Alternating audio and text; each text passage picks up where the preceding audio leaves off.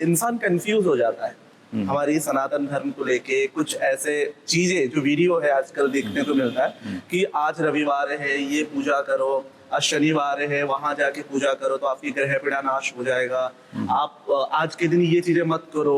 अब आप कहेंगे कि ये सारी जो चीजें चलती है सब कमाल की बात है कि धर्म के नाम पे चलती, सनातन के नाम पे चलती। इसका धर्म से, सनातन से, आध्यात्मिकता से कोई लेना देना नहीं है। शादी किसी के विवाह हो रहा, पहले सवारियां थी, लोग घोड़े पे आते थे, संपन्न लोग हाथी पे आते थे, ये उस समय की सवारियां थी। तो ये बारात निकलती थी, दूल्हा हाथी पे चढ़ के आ रहा है, एकदम घोड़े पे चढ़ के आ रहा है एकदम। अब जिंदगी भर कार पे चलते हैं, बाइक पे चलते हैं, और जो शादी हुई तो डेकोरेटर से घोड़ा पकड़ के लाया जाएगा। अब ये रिचुअल्स बन गया। तो ऐसे तमाम चीजें हैं।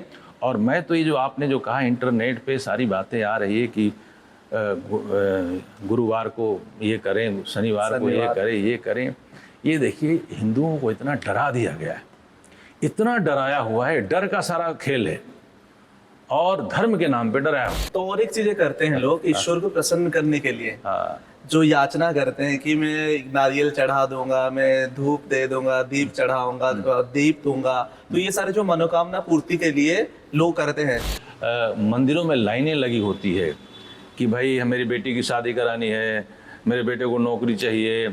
एक आपको बहुत बड़े फेमस मंदिर के एक पुजारी से की बातचीत का उसका आधार बता रहा हूँ। वो पढ़े लिखे थे, वो MSc मैथमेटिक्स में थे। तो उन्होंने कहा शास्त्री जी ये भीड़ चलेगी और ये भीड़ लगी रहेगी।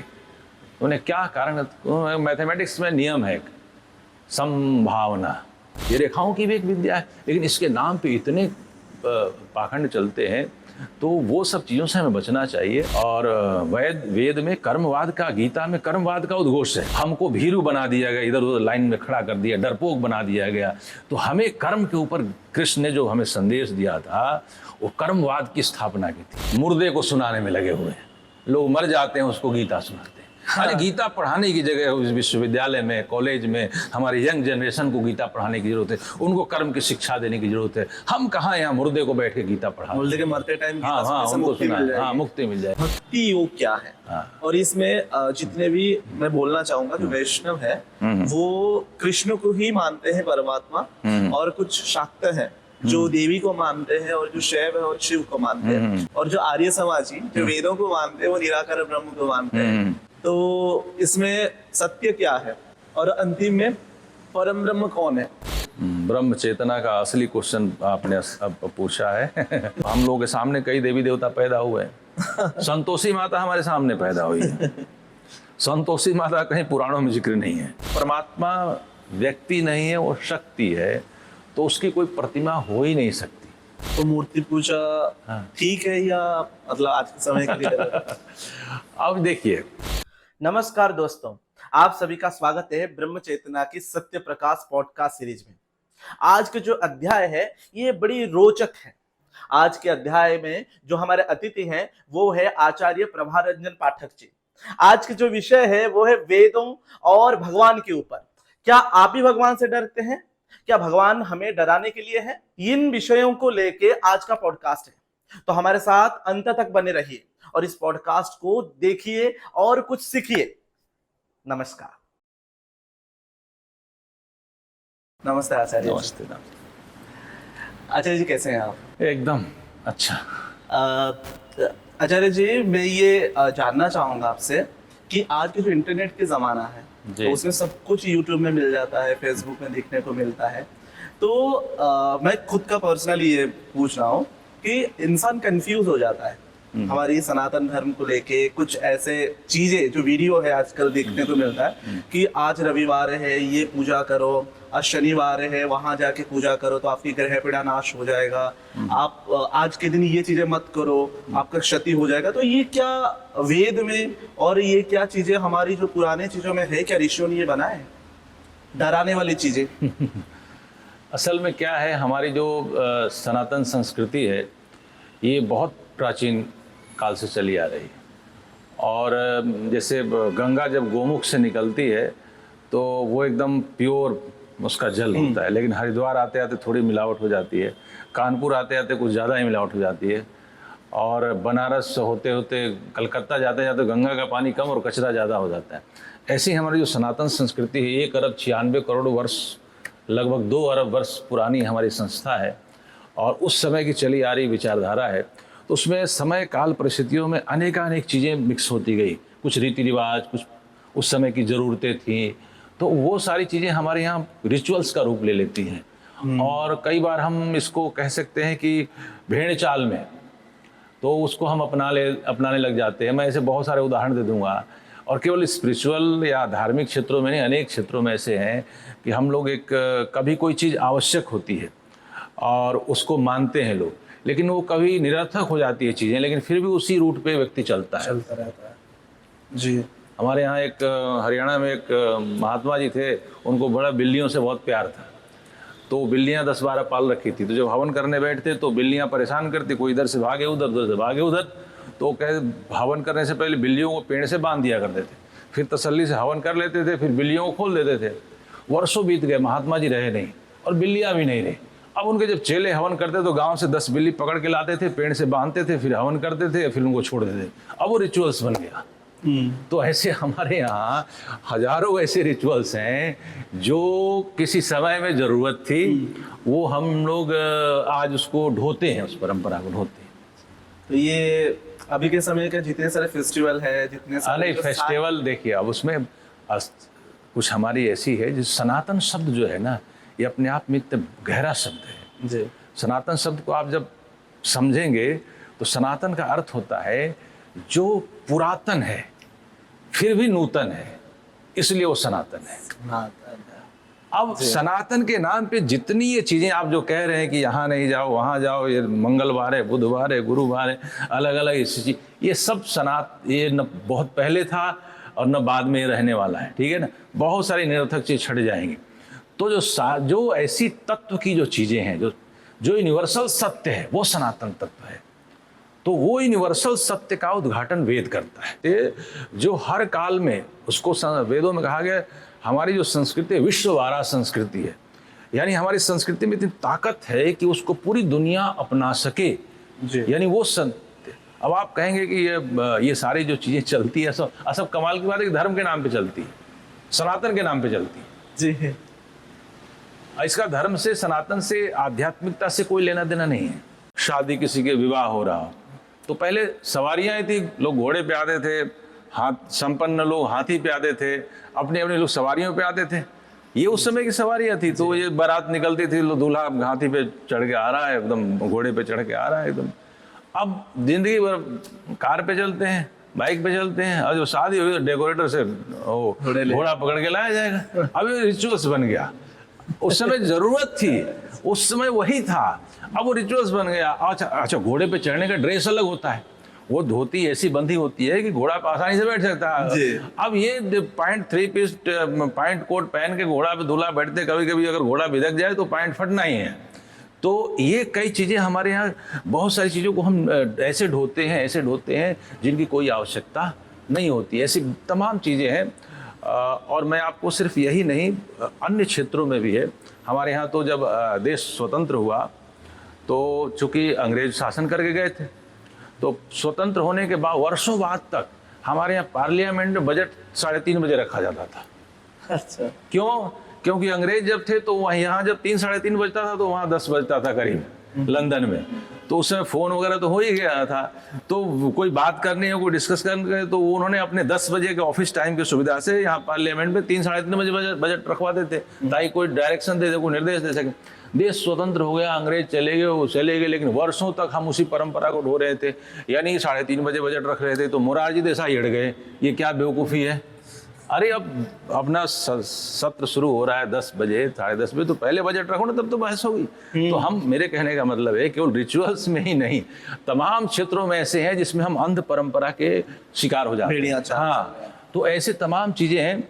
और मैं तो ये जो आपने जो कहा, इंटरनेट पे सारी बातें आ रही है कि गुरुवार को ये करें, शनिवार को ये करें, ये देखिए हिंदुओं को इतना डरा दिया गया है, इतना डराया हुआ है, डर का सारा खेल है और धर्म के नाम पे डराया हुआ। शास्त्रों को समझने के आधार पे, प्रामाणिकता से, कि धर्म का इससे कोई लेना देना नहीं है। धर्म जो है, शुद्ध आप धर्म की जब परिभाषा समझेंगे तो धर्म, मैं आपको परिभाषा, धर्म उन मानवीय गुणों का नाम है, विशुद्ध मानवीय गुणों का नाम है जिनको धारण कर मनुष्य मनुष्य कहलाता है। अब मनुष्य से पूछेंगे धर्म कहते हैं कि धृति, क्षमा, दमो, अस्तेयम, यानी ये सब धर्म के लक्षण बता रहे हो। 10 कम धर्म लक्षण, 10 धर्म के लक्षण बताएं, धृति, क्षमा, दमो, अस्तेयम, शौचम, इंद्रिय निग्रह, तमाम। तो अब इसमें कहीं भी उन्होंने नहीं कहा कि दाढ़ी बढ़ाना धर्म है, कहीं नहीं कहा कि चोटी बढ़ाना धर्म है, कहीं नहीं कहा धोती बांधना धर्म है, पैंट पहनना धर्म है, मंदिर जाना धर्म है, मस्जिद जाना धर्म है, गुरुद्वारा जाना धर्म है। एकदम जो धारण करने योग्य है वो धर्म है। अब जितने आध्यात्मिकता के नाम पे जो चीज़ें चल रही है, इसमें कोई ऐसी चीज़ नहीं है। तो यदि आप धर्म के नाम पे कर रहे हैं तो बहुत गलत हो रहा है। तो और एक चीजें करते हैं लोग ईश्वर को प्रसन्न करने के लिए, जो याचना करते हैं कि मैं नारियल चढ़ा दूंगा, मैं धूप दे दूंगा, दीप चढ़ाऊंगा, दीप दूंगा, तो ये सारे जो मनोकामना पूर्ति के लिए लोग करते हैं। प्रार्थना एक बहुत गहरा शब्द है।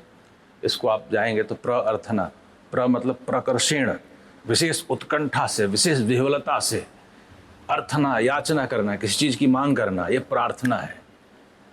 तो ये शब्द और उसके स्पिरिट क्या है, उसमें भी उसके मापदंड क्या है। प्रार्थना से पहले पुरुषार्थ जुड़ा गया है, प्रार्थना से पहले प्रयत्न, प्रार्थना से पहले हमारी योग्यता, ये तमाम चीज़ें हैं।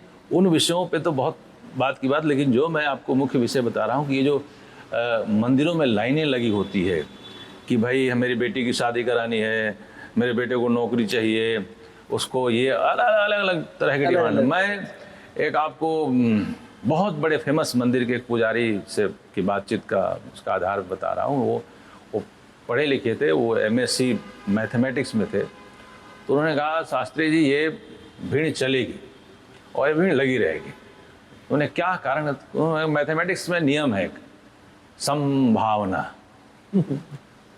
संभावना का मतलब सिक्का आप उछालेंगे तो 50% चांस है चित्त का, 50% चांस है पट का। यानी अगर 100 लोग लाइन में खड़े हैं, 100 की अपनी डिमांड है।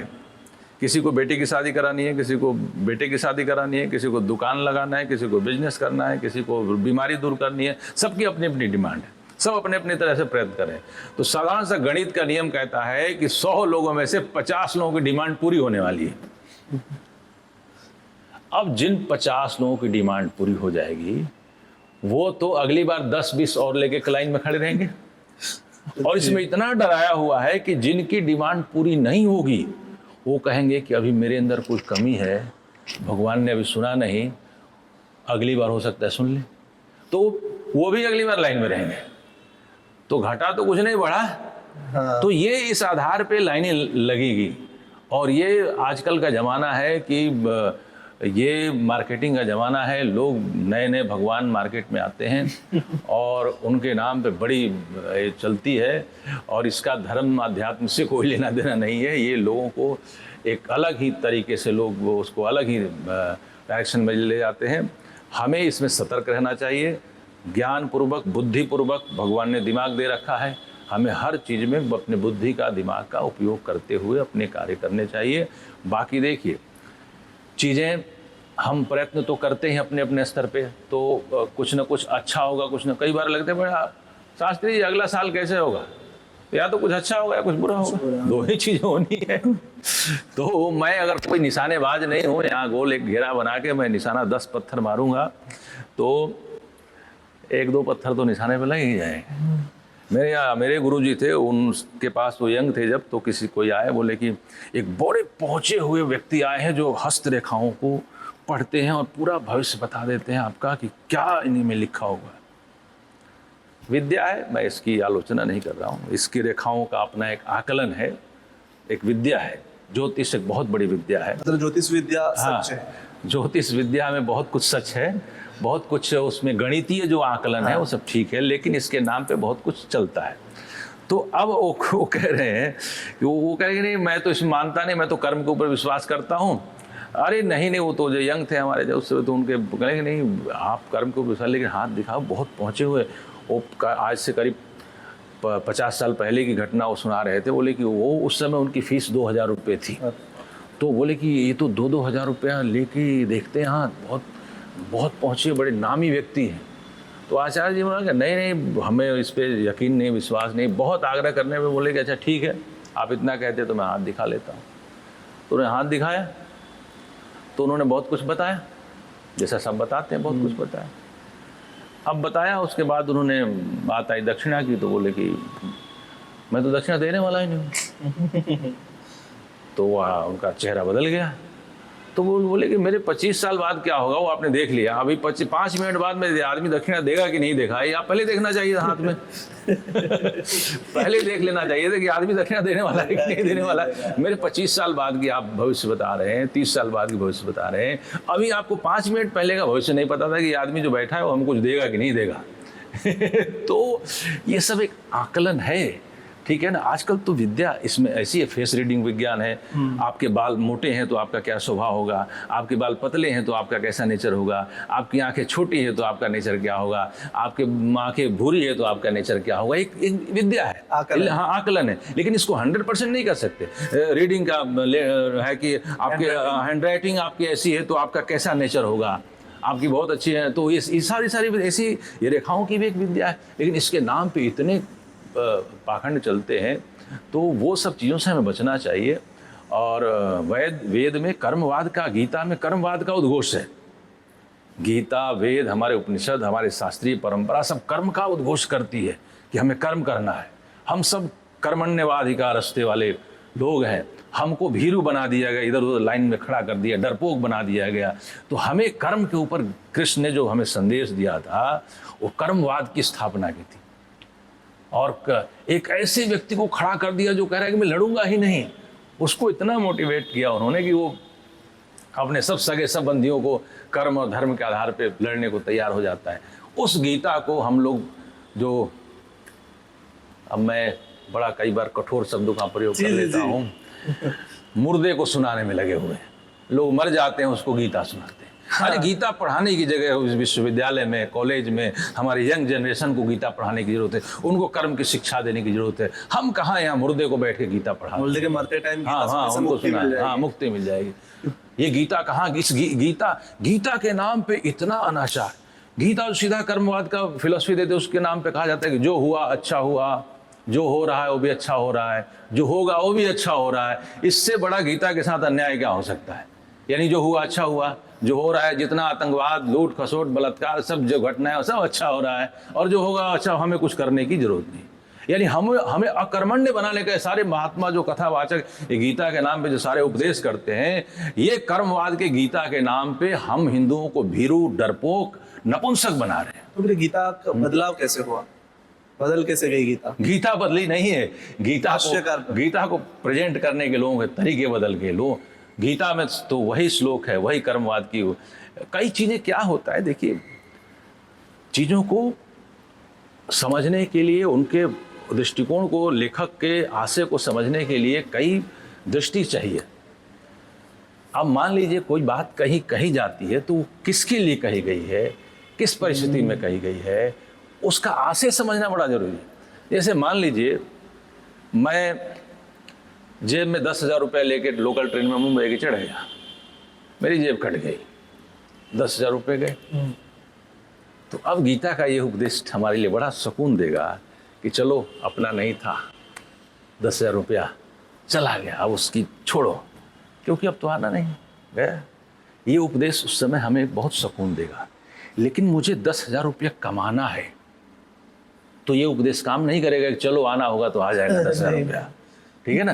तो कौन सी उपदेश कब कहाँ किसके लिए कही गई है, यह जो दृष्टि होनी चाहिए, ये नहीं सही तरीके से रखा जा रहा है।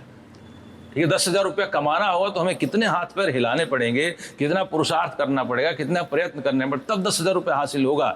ये नहीं कि चलो आना होगा, मेरे हक में होगा, मेरे भाग्य में होगा तो आ ही जाएगा, बैठे रहो। तो ये अकर्मण्यता नहीं। तो कौन सी चीज़ कहाँ किसके लिए कैसे कही गई है, वो लेखक का आशय समझना बड़ा जरूरी होता है। और उसको कथावाचक, हाँ, और कथावाचक तो बस नचाने में लगे हैं, हिंदुओं को बस खड़ा करके बड़े बड़े पंडालों में नचा रहे हैं।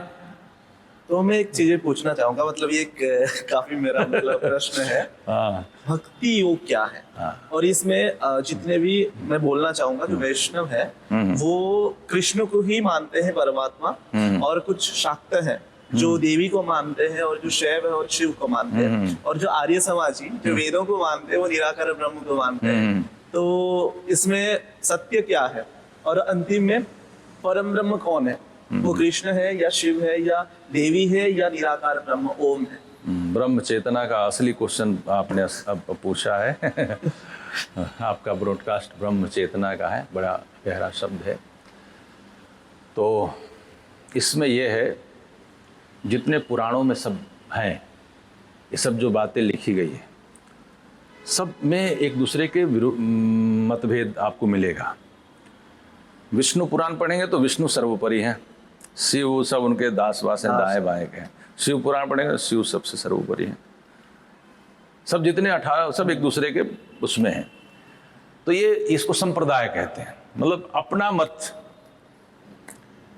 अपने मत की प्रतिष्ठा के लिए अन्यों को छोटा बताना। जैसे साहित्यकार लोग फिल्म बनाते हैं तो अपने हीरो बड़ा कैसे दिखेगा जब उसके कुछ छोटे उसके दिखेंगे। तो इसमें बहुत सारी चीजें हैं, ये आपको बिना वैदिक दृष्टिकोण समझे आपको बात समझ में नहीं आएगी। वेद में ऐसा स्पष्ट कहा गया है, एकम सत विप्रा बहुधा वदंती, वो सत्य एक ही है, वो 2 4 10 20 नहीं है। एकम सत्य एक ही है। महित्वई का इद्राजा जगतो बभूव, इस जगत में एक ही राजा है। महित्वई का पूरे पृथ्वी ब्रह्मांड एक ही राजा है। ऐसे अनेकों प्रमाण मैं दे दूंगा जो वेद ये घोषणा करते हैं कि वो एक है। ये वेद की मतलब एकेश्वरवाद जिसको कहते हैं, एक ईश्वर, ये वेद की घोषणा है। कई ऐसे मतवादी आजकल बहुत से हैं जो कहते हैं एकेश्वरवाद हमारी देन है, जैसे इस्लाम के हैं या क्रिश्चियनिटी के हैं। ये हिंदू तो बहुदेववाद हैं, ये बहुदेववाद कहते हैं, इनके तो बहुत सारे देवता हैं, 33 करोड़ का चक्कर है अपने यहाँ। यहाँ भी ब्रह्म है, वो 33 करोड़ में जाएंगे तो भी एक अलग विषय है। वहाँ शब्द है 33 कोटि, 33 कोटि देवता है। और 33 कोटि के 2 अर्थ होते हैं, करोड़ और प्रकार।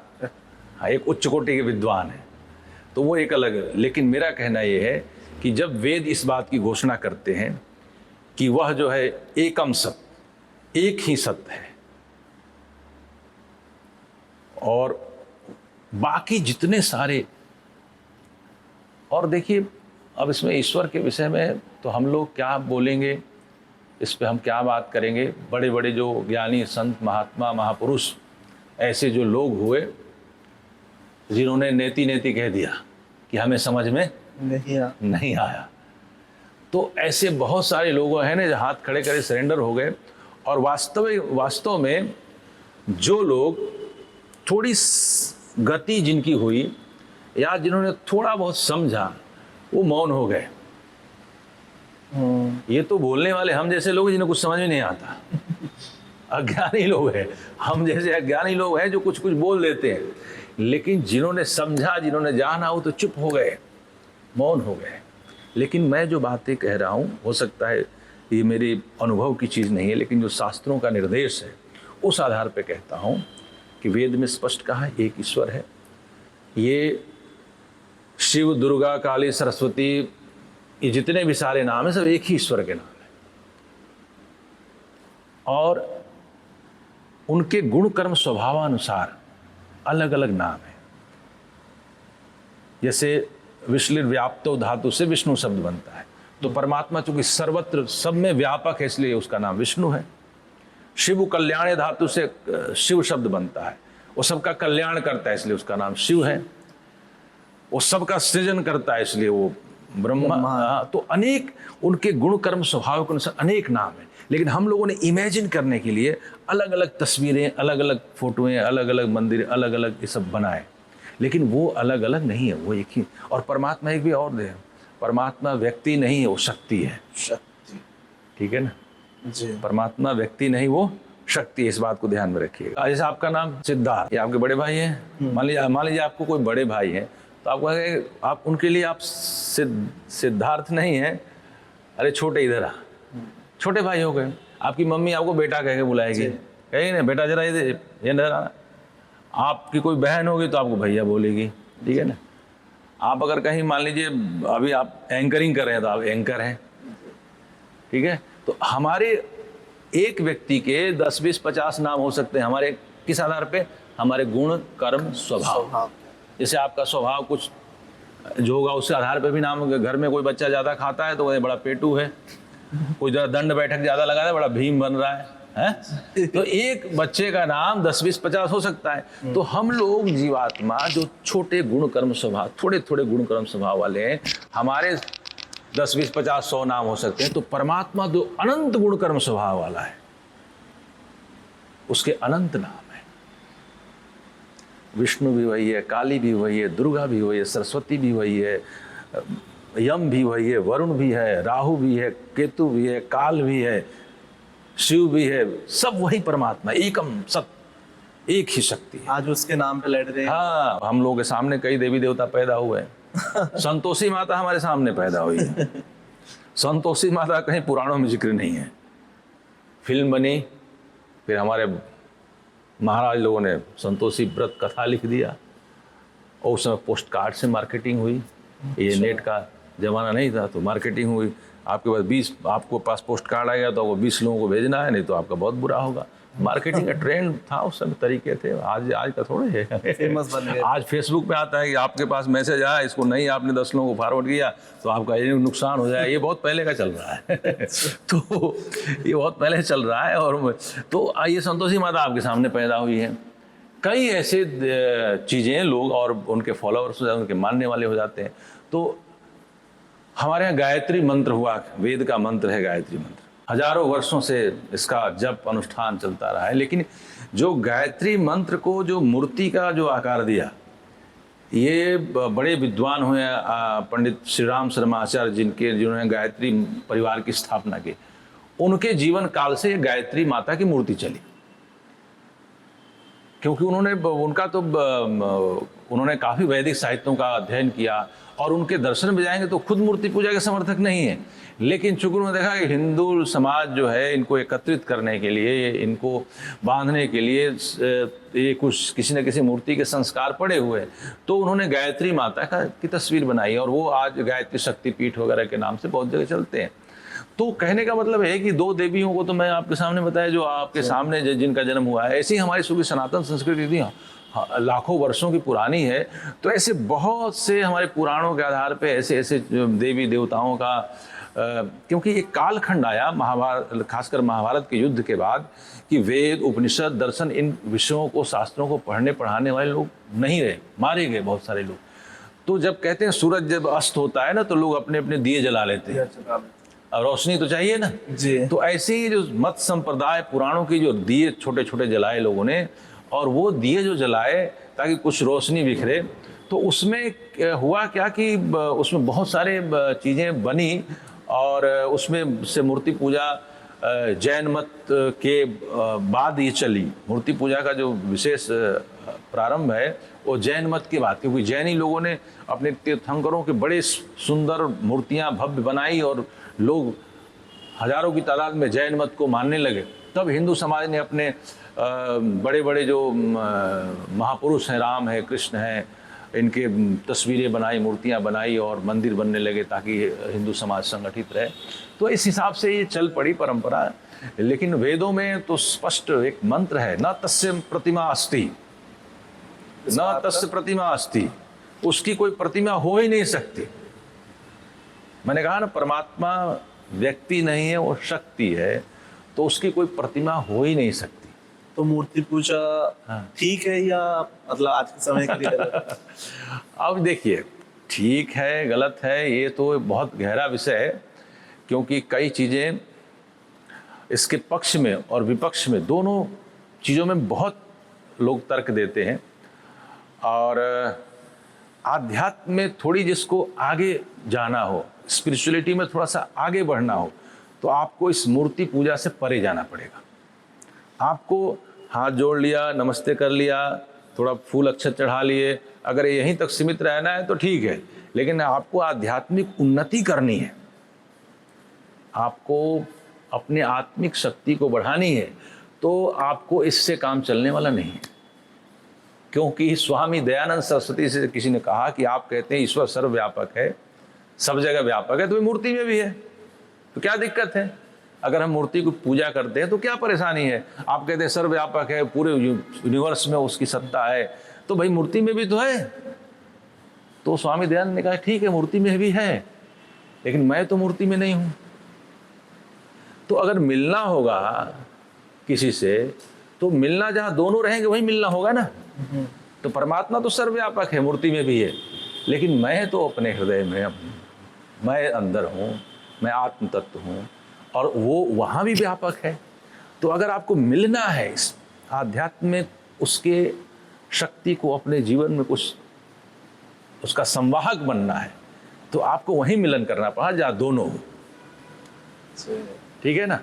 जहाँ दोनों हो, जब दोनों जहाँ एक स्थान पर मिलेंगे तो ही उसकी शक्ति आपके अंदर अवतरित होगी। अन्यथा आप तो, मैं तो कई चीज़ें, छोटी मोटी घटनाएं इशारा कर दी, समझने वाले के लिए बहुत काफ़ी है। लोग जाते हैं, वैष्णो देवी जाते हैं, तिरुपति जाते हैं, बहुत दूर जाते हैं, बहुत लंबी यात्रा करके जाते हैं, बहुत यात्रा की कठिनाइयाँ सहते हैं। आप देखिए पहाड़ों पे कैसे कैसे लोग तो बहुत सारी तकलीफ़ें सह के उस मंदिर तक पहुँचते हैं, और वहाँ गए और जो मूर्ति के सामने गए तो आंख बंद कर लिया। अरे भाई आंख फाड़ के देखो ना।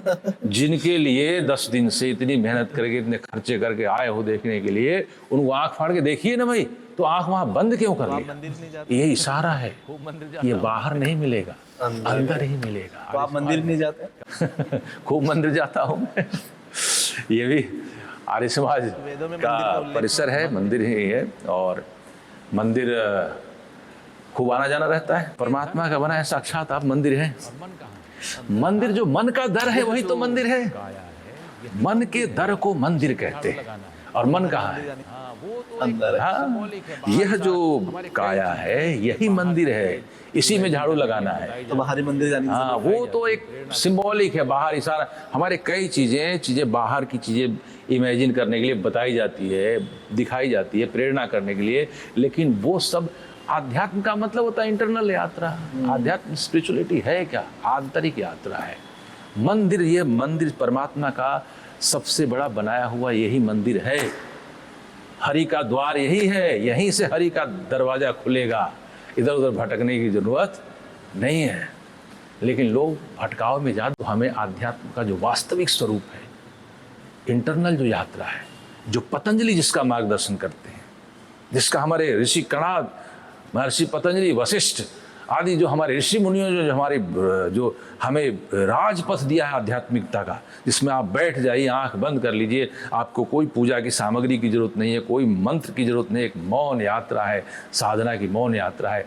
वह यात्रा से आपकी आत्मिक उन्नति होनी है, जिसमें कोई लैंग्वेज, कोई बाधक नहीं है। गूंगा व्यक्ति, अब बताइए अंधा व्यक्ति कैसे फिर कहेगा कि दर्शन करेगा? तो स्पिरिचुअल आध्यात्म तो वो है जिसको अंधा भी कर सके, बहरा भी कर सके, गूंगा भी कर सके, पढ़ा लिखा भी कर सके, अनपढ़ भी कर सके, गंवार भी कर सके।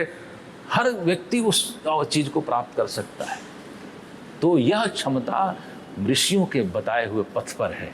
तो जैसे आप बताएं अभी तो वेद आज के के बारे समय में, में वेद में गायत्री संप्रदाय मंत्र है, जैसे तो वैष्णव गायत्री संप्रदाय, मंत्र इस्कॉन हो गया, प्रार्थना। अलग-अलग जी। संप्रदाय है, तो जो वैष्णव मंत्र जो संप्रदाय वेद जो से नाम है, संकीर्तन तो करते हैं, आज के और वो समय बोलते में हैं कि ऐसे नाम ही संप्रदाय है, महामंत्र जैसे वैष्णव संप्रदाय, तो इस्कॉन हो गया, यहाँ पर अलग-अलग वेद तो सबसे संप्रदाय पुराने है। जो वैष्णव संप्रदाय जो नाम हम वेद संकीर्तन मंत्र को करते फॉलो हैं, करें और वो या बोलते नाम? हैं कि नाम ही महामंत्र है। जी तो यहाँ पर वेद तो सबसे पुरानी, जी। तो हम वेद मंत्र को फॉलो करें या नाम?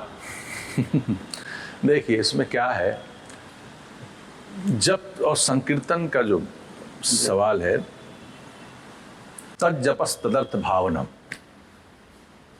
ये सूत्र है। जो आप चीज जप करें उसका पूरा भाव आपके अंदर उतरना चाहिए। मशीनरी जप नहीं। आजकल देखते हैं लोग मशीन लगाए हैं, ट्रेन में चल रहे हैं और गिनती उस पर चल रही है और जप हो रहा है। इसका भी बेनिफिट्स है। आपका मन कहीं इधर नहीं जाता है, कहीं उधर नहीं जाता है, कहीं है गिनती में ही लगा है ना, तो मन तो एकाग्र है, मानसिक शक्ति बढ़ेगी आपकी। ठीक है ना? हर चीज का फायदा तो है ना। मानसिक शक्ति बढ़ेगी ना, मन बिखरा हुआ मन कमजोर मन, और एकाग्र मन पावरफुल मन। तो जो व्यक्ति ट्रेन में भी चलता हुआ जप कर रहा है तो अपनी मानसिक शक्ति तो बढ़ा ही रहा है ना। ठीक है ना? उसका मन उतना देर इधर भीड़ है, उधर ये सब चीज़ों में न जा करके, और चीज़ों में न जाकर, निगेटिविटी में न जाके, और अगर जप करते समय वो नाम ले रहा है और नाम लेते लेते उसको गुणों का चिंतन कर रहा है, तो ओ भाग्य, क्योंकि परमात्मा गुणों से ही जाना जाएगा, शरीर से नहीं जाना जाएगा। हम किसी व्यक्ति को गुणों से ही जानते हैं, तो गुण से ही अवतरित होगा। परमात्मा के जो गुणों का वर्णन वेदों में आया है, उसके पढ़ना, उसका गाना, सामवेद तो पूरा गायत्री मंत्र, खुद गायत्री मंत्र का ये अर्थ कई तरीके से लोग कहते हैं, लेकिन गायत्री मंत्र का अर्थ ही आप जाएंगे तो गायन्ते त्रायते इति गायत्री, जिसके गाने से त्राण होता है, कल्याण होता है। तो जो कीर्तन कर रहे हैं, जो संकीर्तन कर रहे हैं, जो गा रहे हैं, अगर परमात्मा के नाम को गा रहे हैं तो उसका तो फायदा है ना। मैं पूछा कि वेद मंत्र या नाम? हाँ, वेद मंत्र और नाम। अभी देखिए, अब चूंकि वेद मंत्र इतने हमसे दूर हो गए, उसका पठन पाठन हम लोगों से दूर हो गया, तो अगर छोटा कोई नाम किसी ने दिया, परमात्मा का नाम दिया, उस नाम का भी चिंतन कर रहा है तो उसका तो फायदा है ना। लेकिन ये एक और आगे आपको जाना है, और आगे यात्रा करनी है, आपकी इच्छा और उन्नति करनी की है, तो मार्ग हमारे यहाँ विशाल है, खुला हुआ है, अनंत हमारी संभावनाएं हैं, उसको व्यक्ति उन्नति कर सकता है। लेकिन ये भी एक छोटा सा, जैसे मैं कहा, एक सूरज की रोशनी ना हो तो दिए से भी तो काम, मतलब स्टार्टिंग कर सकते हैं नाम से, पर वेद मंत्र की ओर जाना ही होगा। बिल्कुल। ये सब आध्यात्म के छोटे छोटे हमारे ऐसी चीजें हैं जो हमें जोड़ती है, इसका हमें इससे कनेक्ट करती है, थोड़ी सी झलक भी मिल जाती है, उसमें थोड़ा सा सुख की अनुभूति मिल जाती है, वो ऐसी अनुभूति, वो ऐसी झलक जिससे हमें पता चलता उसका स्वाद, और वो व्यक्ति और थोड़ी गति करता है तो उस ईश्वर के आनंद को प्राप्त कर सकता है। जी, मैं पूछना चाहूंगा अभी कि जनेऊ के बारे में, यज्ञोपवीत, तो क्योंकि मैं खुद ही धारण करता हूँ, तो यज्ञोपवीत ऐसे बोला जाता है जैसे ब्राह्मण धारण कर सकते हैं। आज के समय में ऐसे नहीं बोला था, आज के समय में हर जगह है ऐसे भी, आज भी ऐसे रीति रिवाज है कि ब्राह्मण ही धारण कर सकते हैं और नारी तो बिल्कुल नहीं कर सकते। क्योंकि मेरी मम्मी खुद धारण करती है, तो मैं ये चाहता हूँ कि दर्शकों को आप बताइए कि यज्ञोपवीत के बारे में, जनेऊ के बारे में। तो आपने तो एक बात कहा कि नारी धारण नहीं कर सकती, फिर आपने कहा कि मम्मी धारण करती है, मम्मी धारण करती है, दोनों बातें आ गई। विरोधाभास है। हाँ, तो ये है कि यज्ञोपवीत जो आप कह रहे हैं, ये हमारे यहाँ वैदिक काल में शिक्षा प्रारंभ करने का एक लाइसेंस था। जिस बच्चे ने यज्ञोपवीत धारण किया है, मतलब वो अंतेवासी, आश्रमवासी है, यानी गुरुकुलीय शिक्षण में है। वो देख कर ही व्यक्ति समझ जाएगा कि ये गुरुकुलीय शिक्षण है।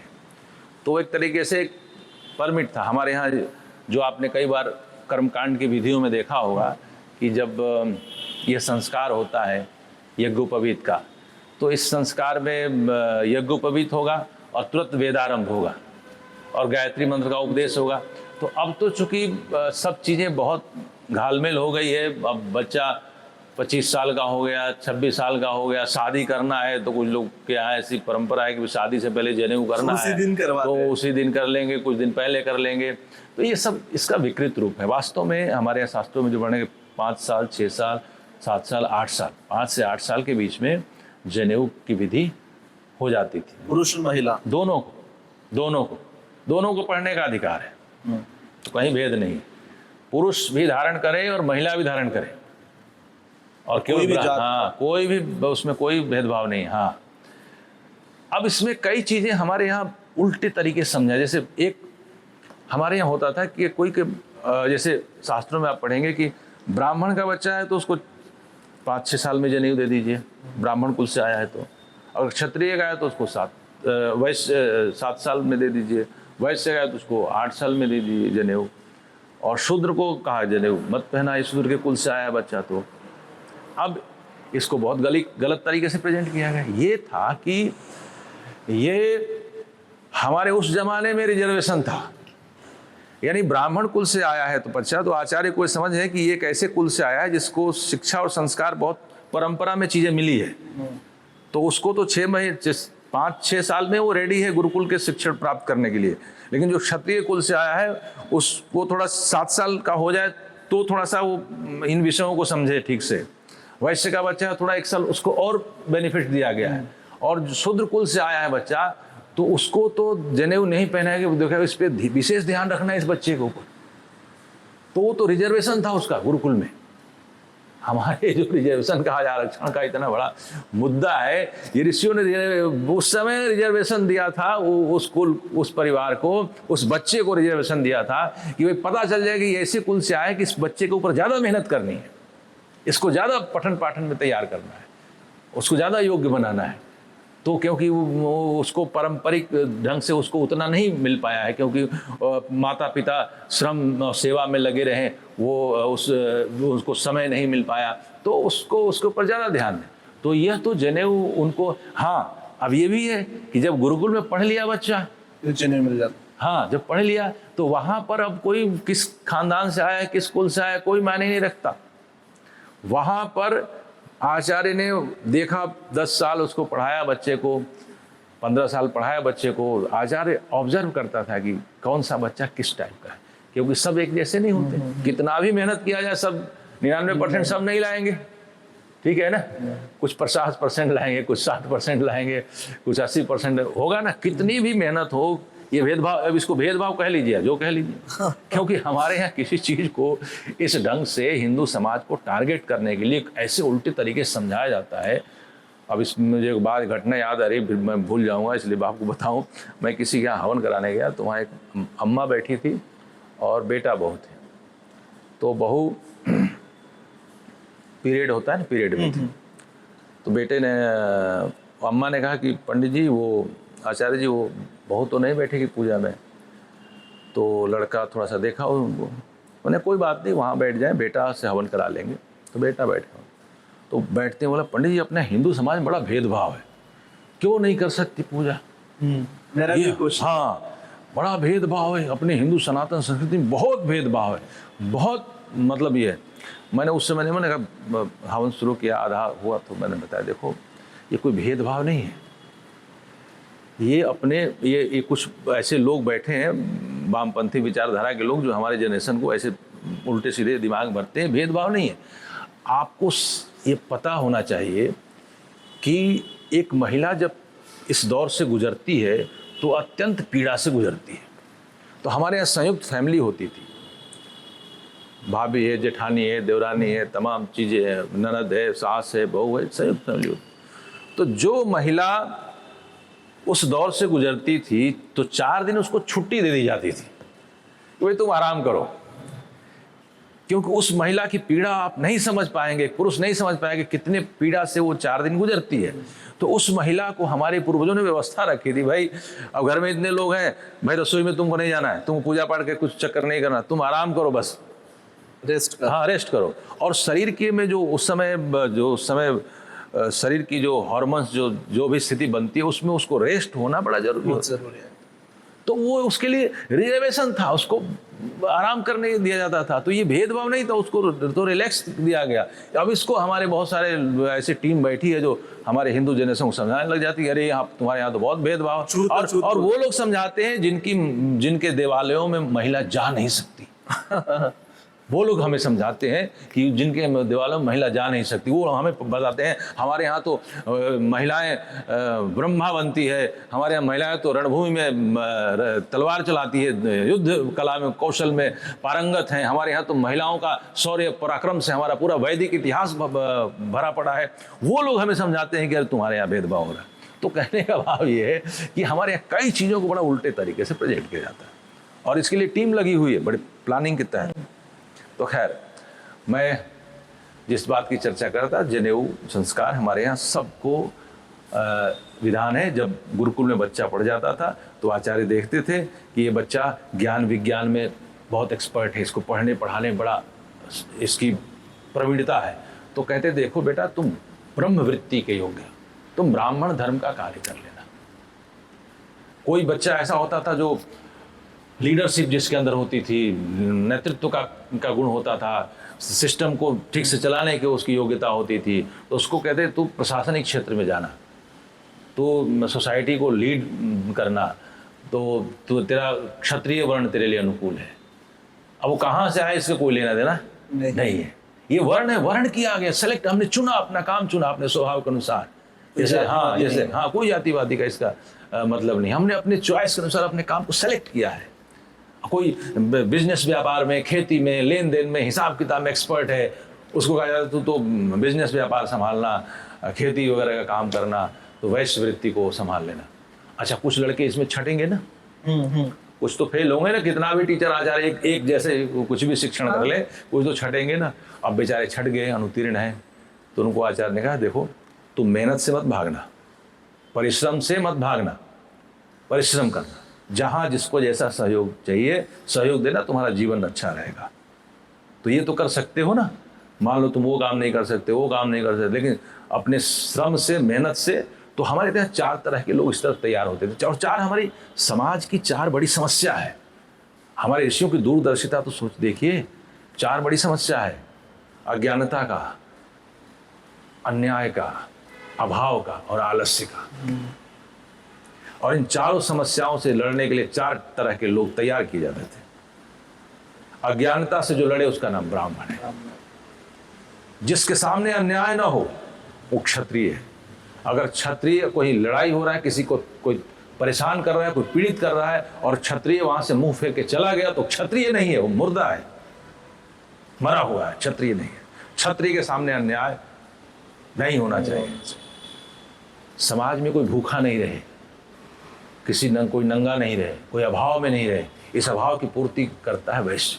तो वैश्य की उपस्थिति में कहीं अभाव नहीं रहे, और कहीं आलस्य है, उस आलस्य को मिटाने का काम जो करता है शूद्र है। इसमें कोई छोटा बड़ा का, कोई ऊंच नीच का कुछ लेना देना नहीं। ये अपने से सेलेक्ट किया हुआ हमारा काम था। समय के साथ हाँ, ये तो बहुत से षड्यंत्र हुए, कहा दिया कि तुम्हारा काम छोटा है, उसका काम बड़ा है। कोई बड़ा छोटा काम नहीं है, काम सब काम है। लेकिन ये है कि हमें अपनी योग्यता के अनुसार अपने काम को चयन करना है। यह हमारा चुना हुआ काम। जाति सब एक तो है परमात्मा की बनाई जातियां, और ये जो जिस पे लड़ाइयां चल रही सब लोगों की बनाई जाती हैं, मैन मेड है। और पर गॉड मेड जातियां क्या है? गधा, घोड़ा, कौआ, कबूतर एक जाति है। आप देखते ही बोलेंगे हाथी है, ये आप देखते ही बोले मनुष्य है, तो मनुष्य एक जाति है, हाथी एक जाति है, घोड़ा एक जाति है, गधा एक जाति है। उसकी जन्म से जिसकी एक अलग आकृति है, उसकी अलग प्रकृति है, उसका अलग स्वभाव है। जन्म से देखते ही आप बता दें कि ये क्या है, ये तो गॉडमेड जाति है। तो ऐसे ही मनुष्य एक जाति है, भगवान की बनाई जाति मनुष्य है। हम सब मनुष्य हैं, हम सब मानवता के पोषक हैं, और मानवता पे बहुत बड़ा संकट है अभी। तो हमें मानवतावादी लोगों को एक होना चाहिए और मानवता की रक्षा करनी चाहिए।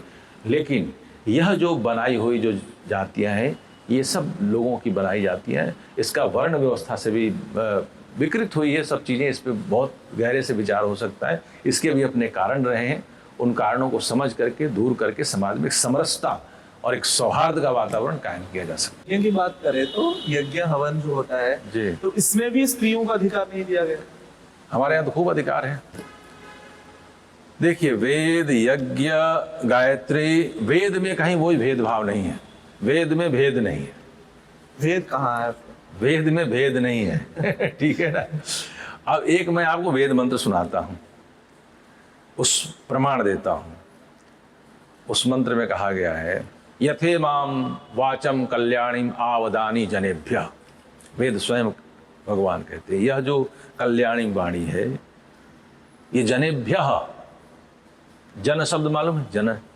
जनता, और जनेभ्य सभी के लिए। अब जन में सब आते हैं, महिला, पुरुष, बच्चे सब आते हैं। कोई इसमें जनेभ्य और भी स्पष्ट किया गया है, मतलब ब्राह्मण के लिए भी, क्षत्रिय के लिए भी, वैश्य के लिए भी, शूद्र के लिए, अपने लिए, पराये लिए, सबके लिए। वेद में भेद नहीं है। तो जो वेद की परंपराएं हैं, वेद के रीति रिवाज हैं, वेद की जो तरीके हैं, वैदिक जो जीवन शैली है, उसमें कहीं भेद नहीं है। वो सबके लिए है, पूरी मानवता के लिए, पूरी सृष्टि के लिए, पूरी समष्टि के लिए है। तो यह जो भेद है, वो भेद अपने अपने संप्रदायों में। आपको एक और गहरी बात बता दूं मैं, जहां कहीं भेद है वो धर्म नहीं है।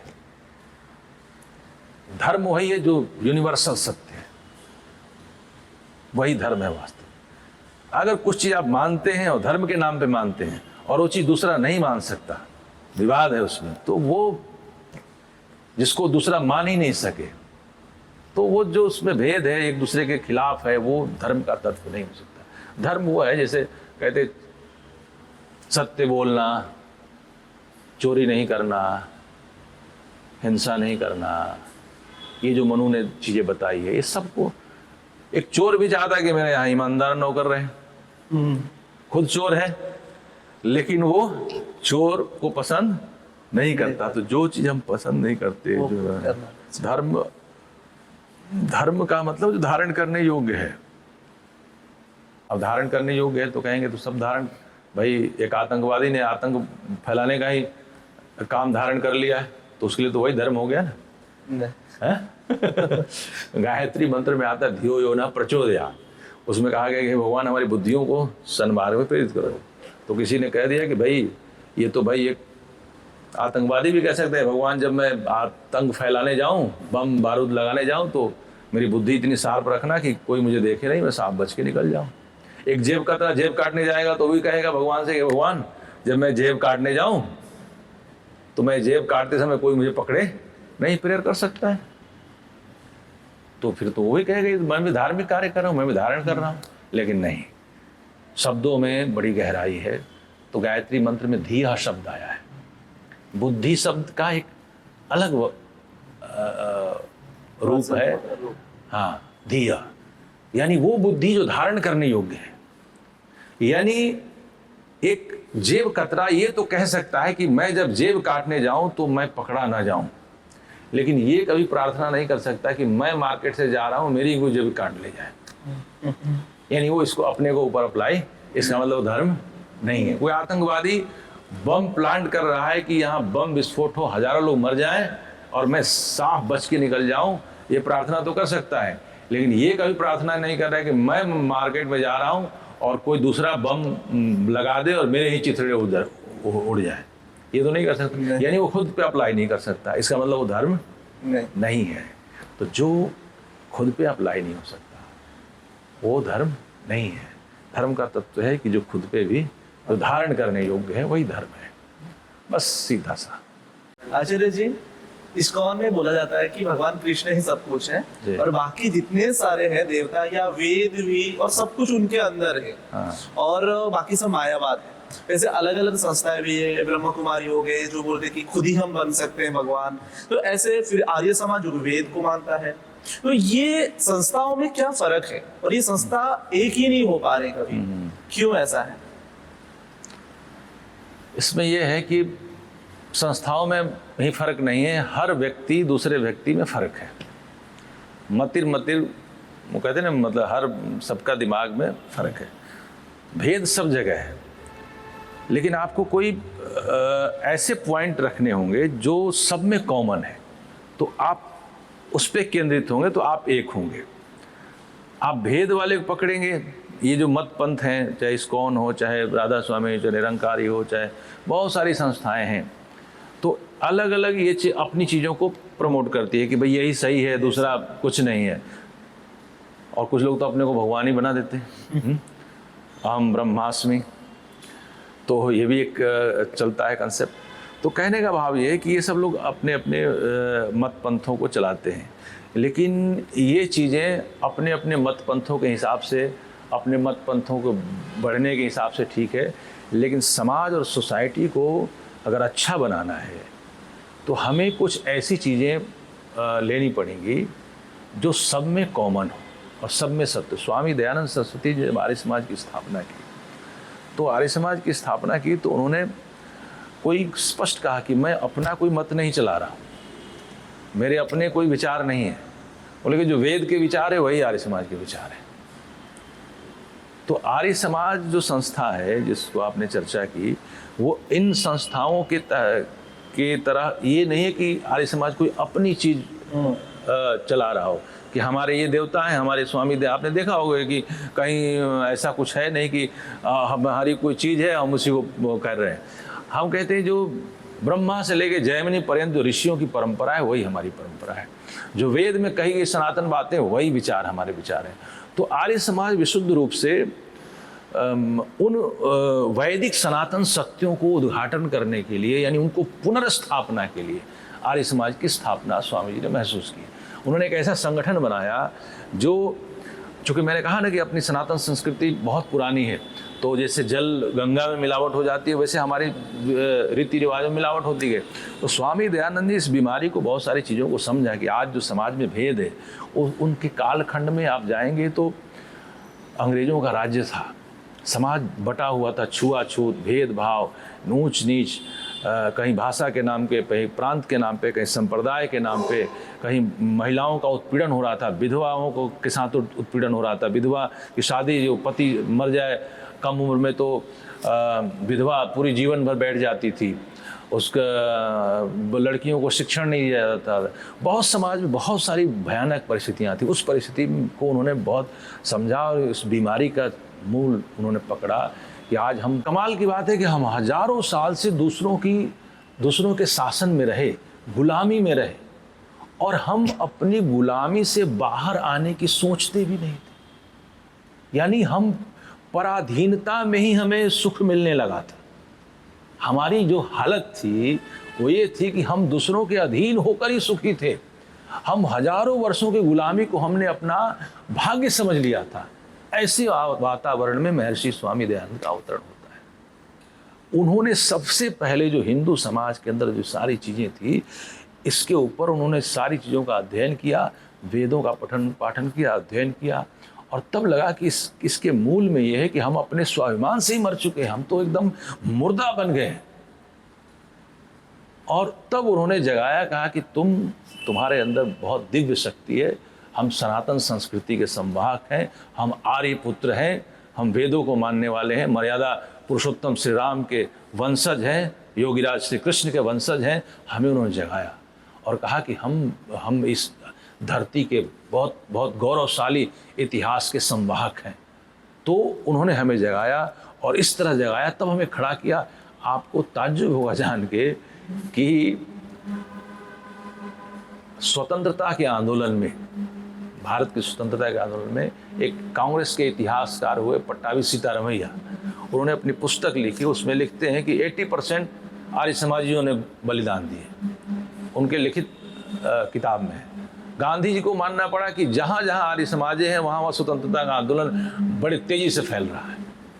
आप पंडित राम प्रसाद बिस्मिल को देख लीजिए, भगत सिंह को देख लीजिए, लाला लाजपत राय ने हिसार में नागौरी गेट में आर्य समाज की स्थापना लाला लाजपत राय ने की है।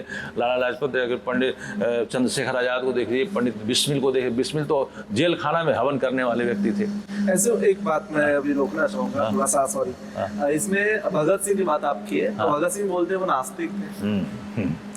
तो हमारे लोग बैठे हैं ना, बहुत सारे लोग, उनको देखिए विचारों में भगत सिंह का मतलब दादाजी और उनके पिताजी, वो भगत सिंह का बाज़ाब्ता जनेऊ संस्कार हुआ था, और वो आर्य समाज के विद्वानों से हुआ था। और भगत सिंह डीएवी स्कूल्स के पढ़े हुए थे, जहाँ दयानंद एंग्लो वैदिक विद्यालय, तो उनके परंपरा में आर्य समाज था। जैसे पंजाब हरियाणा आप जाएंगे तो आर्य समाज के बहुत, तो उनके पूरे परिवार में परंपरा में आर्य समाज की विचारधारा थी। और आर्य समाज की विचारधारा इतनी प्रबल थी, तो कई बार तो जैसे आर्य समाज के बारे में कई बार समाज में भ्रम है ना, जैसे कई बार हम लोग राम या कृष्ण या बहुत सारी चीज़ों के बारे में जब हम लोग प्रखरता से उनकी वास्तविकता बोलते हैं तो ये लोग कह देते हैं कि अरे ये तो मानते ही नहीं। हाँ, हम लोग अवतारवाद को नहीं मानते, मूर्ति पूजा का जो यह प्रचलित रूप है उसको नहीं मानते। तो उस आधार पे लोग, बहुत सारे तो ऐसे वामपंथी लोग जो हैं उसके ऊपर वामपंथ का लगा दिया लेवल कि ये तो वामपंथी हैं, ये तो कुछ मानते ही नहीं। लेकिन वो आर्य विचारधारा के संवाहक थे और संस्कारों से पोषित पल्लवित हुए थे, और वो देशभक्ति का जुनून उनके अंदर था। और वही सब आप देखिए ना, चंद्रशेखर आजाद को देखिए, जनेऊ पहने हुए उनका व्यक्तित्व है। तो खैर ये मैं बात इसलिए कह रहा हूँ कि स्वामी दयानंद का जो कालखंड था वो बड़ा ही विपरीत परिस्थितियों में कालखंड था। तो उन्होंने देशभक्ति का, हिंदुओं को आक्रामक बनाने का, अपने अनेक आचार्य हुए हिंदुओं समाज को एकत्रित करने के लिए, संगठित करने के लिए, आगे बढ़ाने के लिए अपने अपने ढंग से प्रयत्न किए। लेकिन स्वामी दयानंद का प्रयत्न अनोखा था। उन्होंने केवल संगठित होना, एकत्रित होना ही नहीं, उन्होंने आक्रामक भी बनाया, आक्रामक भी बनाया। और आर्य समाज में स्वामी श्रद्धानंद जी का आपने नाम सुना होगा जी। गांव के गांव जो विदेशी मत, इस्लाम मत को स्वीकार कर चुके थे, ऐसे गांव के लोगों को उन्होंने फिर से अपने हिंदू मत में, अपनी सनातन संस्कृति में वापस, घर वापसी की जो आजकल चर्चा होती थी, वो वापस लाए।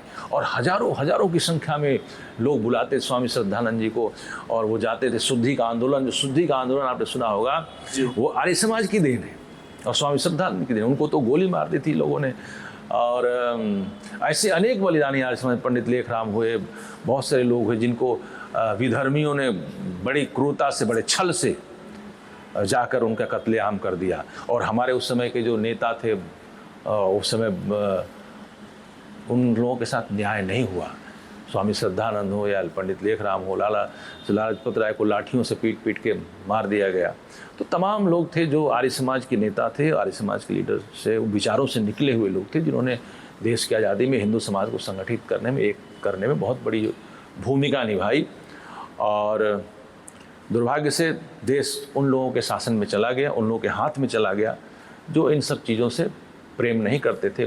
बाहर के विदेशी संस्कृति से प्रेम करने वाले लोगों के हाथ में सत्ता की बागडोर चली गई और ये चीज़ें दब गई। तो स्वामी दयानंद का जो दृष्टिकोण था वो बहुत व्यापक रहा।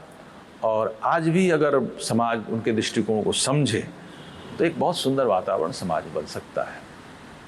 आज जो जातिवादी का जो लड़ाई चल रहा है, आर्य समाज के मंदिरों में ऐसे कुल परिवार से पैदा हुए बच्चे आज पौरोहित्य का काम करते हैं, गुरुकुल में वेद मंत्र पढ़ते हैं, जो जिनको आप छोटी जाति कहते हैं, हम लोग तो नहीं कहते, लेकिन जिनको लोग समाज में छोटी जाति कहते हैं, जो बहुत घृणित और उपेक्षित जाति हैं, जो शोषित और पीड़ित जातियाँ हैं, उन तथाकथित उन जातियों से निकले हुए बच्चे गुरुकुलों में, आप उड़ीसा में चले जाइए, बहुत सारे गुरुकुल चलते हैं, हमारे ऐसे गुरुकुल चलते हैं जहाँ वेद मंत्रों का पाठन करके आज वो बहुत सारे आर्य समाज मंदिरों में संस्कार करवाते हैं, विवाह संस्कार। हमारे यहाँ बहुत से महिलाएं ऐसी है जो विवाह संस्कार कराती है, यज्ञोपवीत संस्कार कराती है। तमाम क्षेत्रों में महिलाओं को, दलितों को, वंचितों को जो आर्य समाज ने जो व्यवहारिक रूप से जो उनका समाधान दिया है, वो नारेबाजी केवल नहीं था, वो व्यवहारिक रूप से समाज, सोसाइटी में समरसता लाने का एक अद्भुत और ठोस प्रयास था। उस प्रयास को जारी रखना होगा, तभी बात बनेगी। धन्यवाद, आप समय दिए हमें, और फिर और एक पॉडकास्ट आपके साथ करेंगे जी। तो ये पॉडकास्ट समाप्त करने से पहले आपके मुख से एक वेद मंत्र सुनना चाहूँगा मैं और हमारे दर्शक भी। सहनाववतु सहनौ भुनक्तु सह वीर्यं करवावहै तेजस्विनावधीतमस्तु मा विद्विषावहै। ओम शांति शांति शांति। धन्यवाद।